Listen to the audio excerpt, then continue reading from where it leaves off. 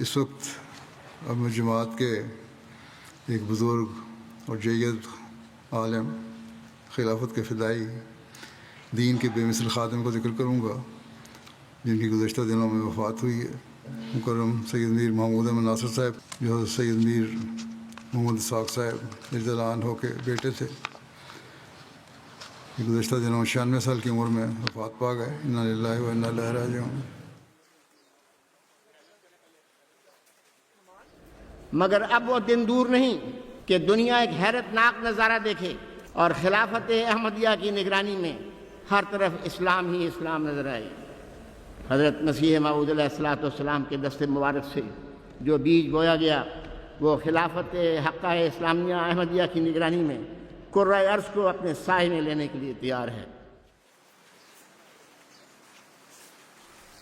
The Ahmadiyya Muslim community lost a devoted servant of Khilafat on Sunday.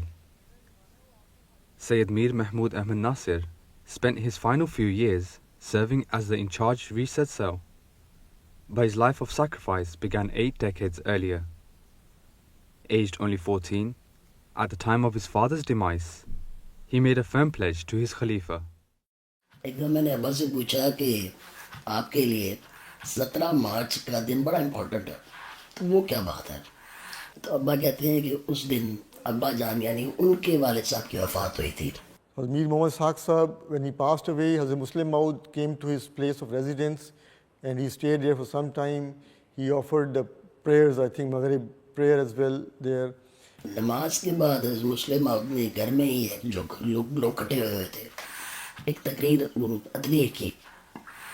ابا کہتے ہیں حضور نے فرمایا کہ ہماری جماعت میں میرے بعد یعنی حضرت مسلم موت کے بعد اگر جماعت کے علم کی کسی کو فکر تھی تو وہ میر صاحب کو تھی۔ تو حضور نے فرمایا، حضرت مسلم نے فرمایا کہ اب مجھے ایسے آدمیوں کی ضرورت ہے جو وقف کریں اور دین کی خدمت کریں۔ ابا کہتے ہیں حضور حضرت مسلم تقریر ختم کر کے بیٹھے ہی تھے تو میں کھڑا ہو گیا، اور ابا کہتے ہیں مجھے یاد ہے کہ ابھی وہ آدھے کھڑے ہوئے تھے، کہتے ہیں اس وقت تک مجھے نہیں پتا تھا کہ میں نے کیا کہنا ہے، مگر جب پورے کھڑے ہوئے ہیں تو پھر جذبات پوری طرح سامنے آ گئے، اور ابا کہتے ہیں میں نے کہا کہ حضور میں وقف کرنا چاہتا ہوں۔ So that was just a young man's desire, young teenager's desire, but then later on he lived his life fully up to that, and after that he lived for almost 80 years, and alhamdulillah that he was blessed to fulfill his oaths. Born on October 15, 1929 in Qadian, Mir Mahmud Ahmad Nasir was the son of Hazrat Sayyid Mir Muhammad Ishaq Sahib Raziyallahu Anhu, the nephew of Hazrat Amma Jan Raziyallahu Anha, and later became the son-in-law of Hazrat Muslih Maud Raziyallahu Anhu. Throughout his life he was guided with the love of Hazrat Muslih Maud, one that instilled in him valuable lifelong lessons. حضرت صاحب کو آرام طلبی اور نرم مزاجی بالکل پسند نہیں، طبیعت مجاہدہ کرتی تھی اور پسند بھی کرتی تھی۔ میں جامعہ میں پڑھتا تھا، 2 مہینے پتہ نہیں کس بات کی چھٹی تھی، تو ہر ایک نے مجھے کہنا شروع کر دیا، میری والدہ نے بھی، میرے بھائیوں نے بھی، کہ میٹرک کا امتحان دے لو۔ ہمیں تو عادت تھی تن کا بھی توڑنا ہے تو سب سے اجازت لینی ہے، تو میں نے ہاں نہیں کی۔ ہائی اسکول اس وقت ہوتا تھا چنیوٹ میں، ابھی ربا میں نہیں آیا تھا، تو نماز پڑھا کے یہاں کچی مسجد ہوتی تھی اس میں پڑھا کے نماز، تو واپس جا رہے تھے ڈیوڑی میں پہنچے تو میں کہ حضور وہ لوگ مجھے کہتے ہیں کہ میٹرک کا امتحان دے لو۔ سوچا کچھ دیر، ہاں میٹرک کا امتحان دے لو، مگر یہ یاد رکھنا کہ اصل پڑھائی یہی ہے جامعہ کی طرف۔ تو وہاں ہم جانا شروع کر دیا، میں، میاں رفیع اور میرے بڑے بھائی میر مسعود، ہم گاڑی پر صبح چلے جاتے تھے، اور محمود اللہ شاہ صاحب ہیڈ ماسٹر ہوتے تھے، ان سے انگریزی پڑھتے تھے، انہوں نے عربی رکھی ہوئی تھی، میں نے سائنس لے لی تھی، میں سائنس پڑھتا تھا۔ تو حضرت صاحب کو پتہ لگ گیا کہ یہ گاڑی پہ جاتے ہیں، تو مجھے بلایا کہ گاڑی پہ جاتے ہو؟ ہاں جو گاڑی پہ جاتے ہیں. کیا ہمارے پاس سائیکل نہیں ہے. میں نے کہا سائیکل نہیں میرے پاس. تو وہاں 3 سائیکل کھڑے ہوئے تھے. اچھا یہ سائیکل اور ساری پہ جایا کرو. اب 8 میل کا فاصلہ اس کا فائدہ بھی مجھے ہوا کہ جو باوجود اس کے کہ بچپن سے صحت کمزور ہے لیکن جفا کشی کی عادت پڑ گئی. His lifetime of service spanned over 7 decades. Appointed as a missionary to the UK in 1954. He later served in the USA and Spain. When Abba was posted to Spain, me and my mother had the honor of traveling with him to Spain, and this is July 1982. So we arrived at the mosque, Basharat Mosque in Spain. It was, the only way to describe it was but a shell. So the structural work had been done, but everything else that a building requires, finishings, carpentry, drainage, there was no drinking water, there were no kitchens installed, there were no, the basics, electricity, none of it had been done. So we arrived there in those circumstances, and alhamdulillah, both my parents worked so hard to get the arrangements done, to have the food ready. So Hazur's Kafla or entourage arrived just a couple of days before the actual inauguration, and there were thousands of people from all around the world.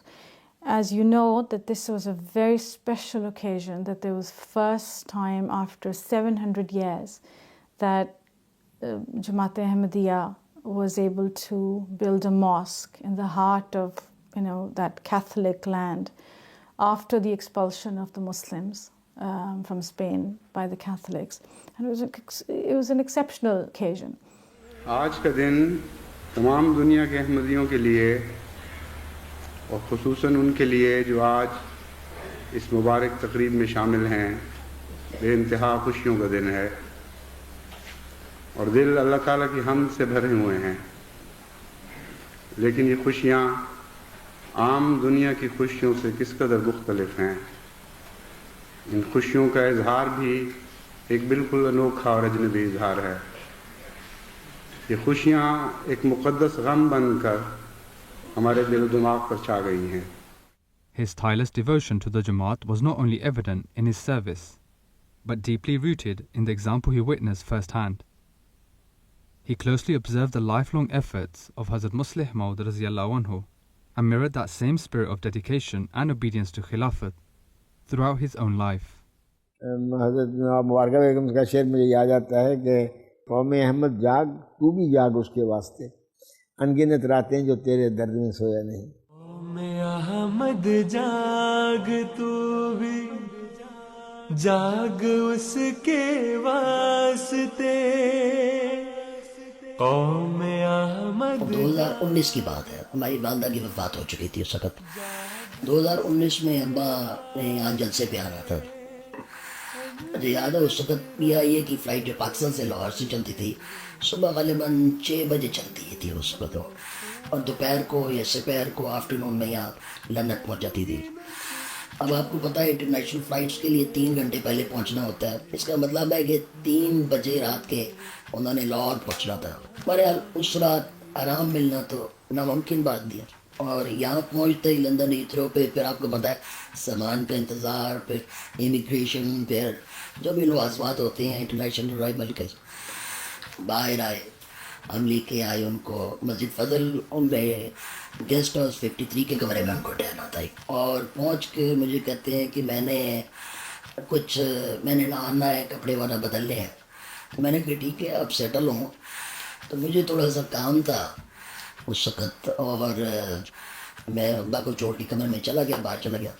پھر میں کام وام کر کے باہر واپس آیا کمرے میں، تو ابا نہا چکے تھے، تیار ہو چکے تھے، کپڑے بدل چکے تھے.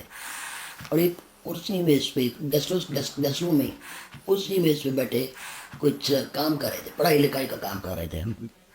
میں بڑا حیران ہوا. میں کہا ابا آپ کچھ آرام کر لیتے، آپ لیٹ جاتے تھوڑی دیر، نہا لیے تیار ہو گئے آپ.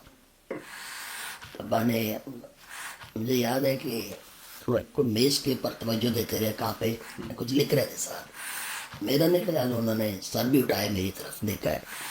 اور کہتی ہیں کہ دیکھو ابھی ابھی مجھے حضور کی طرف سے نیا کام آیا، پروجیکٹ ملا ہے، نئی بات ملی ہے، اور میں تو سوچ بھی نہیں سکتا کہ میں اس کو رائٹ اوے نہیں شروع کر دوں.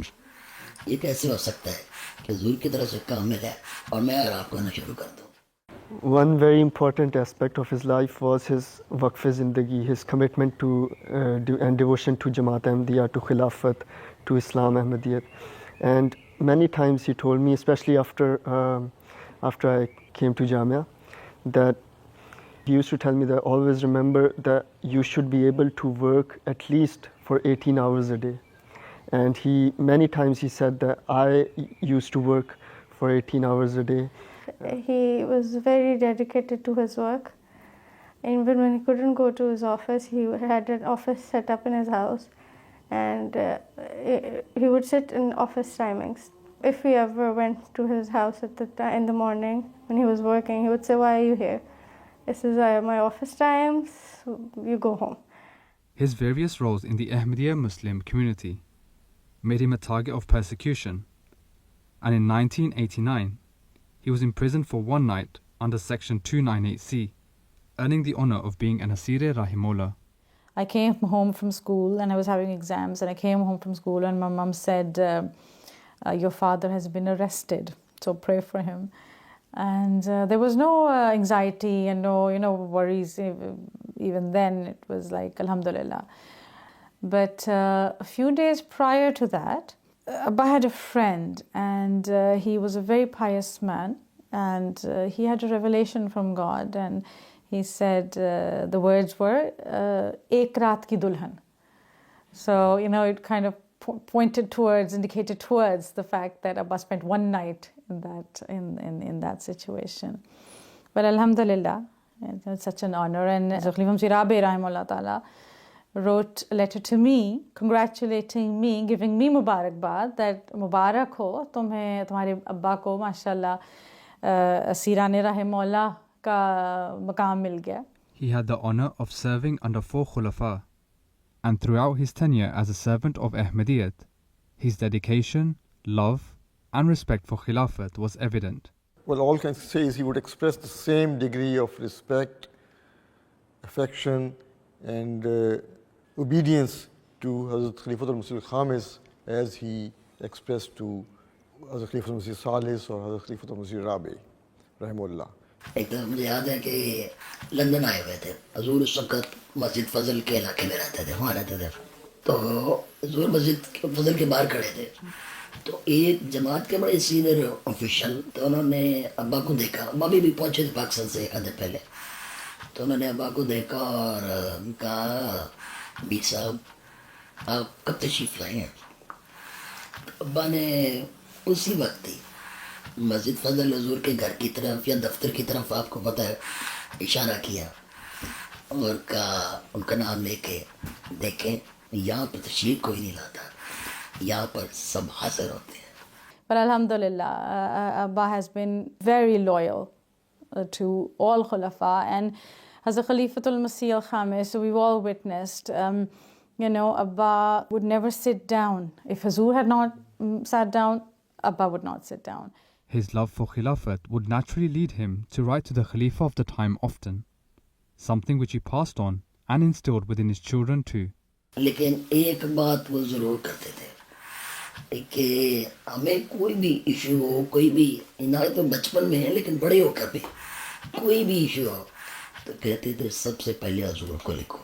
کبھی کوئی آ جاتا تھا ابا کے پاس، میر صاحب دعا میں دعا کی درخواست ہے یا کوئی خط آ جاتا تھا، تو مجھے یاد ہے اسی خط کے اوپر اسی پر نوٹ لکھ دیتے تھے حضور کو لکھے. بہت ہی شفقت فرماتے ہیں، اور خط بھی ایسی محبت سے لکھتے ہیں کہ بس مجھے واضح شرمی آ جاتی ہے. جب میں پرنسپل تھا اس وقت حضور نے مجھے یہ خط لکھا تھا. حضور لکھتے ہیں، آج کل آپ ایک عظیم ادارے کی سربراہ کی حیثیت سے خدمات بجا لا رہے ہیں. خدا کرے آپ کے ہاتھوں سے وہ خادم دین نکلے جو اس دور میں بہترین ناصر دین بھی ہوں، دنیا کی ہوا و ہوس سے پاک ہوں، میرے دست و بازو ہوں. کیا مقام ہے، میرے دست و بازو ہوں، دنیا کی چکا چوند سے ہمیشہ پاک ہوں، میری فکروں کو دور کرنے والے ہوں، اللہ کے تعلق تمام دنیاوی تعلقوں اور محبتوں سے زیادہ ہو، اس کے رسول اور اس کے عاشق صادق سے محبت، بے پناہ محبت کا تعلق ہو، اور آپ کا مددگار ہو، ہمیشہ اپنی تائید و نصرت کے نظارے دکھاتا رہے، دعائیں کریں دعائیں کریں دعائیں کریں اور دعاؤں سے میری مدد کریں۔ والسلام رضا مسرور احمد۔ تو یہ ہے مقام جامعہ کا اور جامعہ کے طلباء کا اور جامعہ کے اساتذہ کا۔ بے شک دنیا باہر بہت چکا چوند رکھتی ہے، بڑی خوبصورت نظر آتی ہے، مگر جو حسن یہاں ہے وہ سمجھنے سے ہی معلوم ہے۔ اب دل کے بام و در پہ دیے جلتے جائیں گے، اب دل کے بام و در پہ دیے جلتے جائیں گے۔ ہمیں میر صاحب شفیق باپ کی طرح آپ نے ہماری تربیت کی، اور جامعہ کا یہ 7 سال کا عرصہ اس شفیق باپ جو ہمارے جسمانی باپ سے زیادہ ہم پر شفقت کرنے والا ایک روحانی باپ تھا، اس نے ہم پر وہ شفقتیں کی۔ میر صاحب اس قدر ہمیں خلافت کے قریب کرنا چاہتے تھے، لیکن کبھی بھی آپ نے الفاظ کے ساتھ ہماری تربیت نہیں ہو رہی ہوتی تھی، آپ کے عمل کے ساتھ تربیت ہو رہی ہوتی تھی۔ اب دل کے بام و در پہ دیے جلتے جائیں۔ Just recently, in the last few years of his life, because of his health, Hazur Ayyadullah Ta'ala bin Nasr al-Aziz had said to him that you cannot start work, because his office had shifted to his home, that you cannot start work until it's 10 o'clock. So he said, you know, میں تیار ہوتا ہوں 10 بجے سے پہلے، بس میں تیار ہوتا ہوں، and it's only because Hazur's orders I don't start work until as soon as the clock would strike 10, he would start his work. And then we weren't allowed to come. I used to visit from abroad, and he was like, hey, abhi chali jao. Don't visit me right now. Visit me in the evening. And nothing would distract him. Nothing would distract him from his work.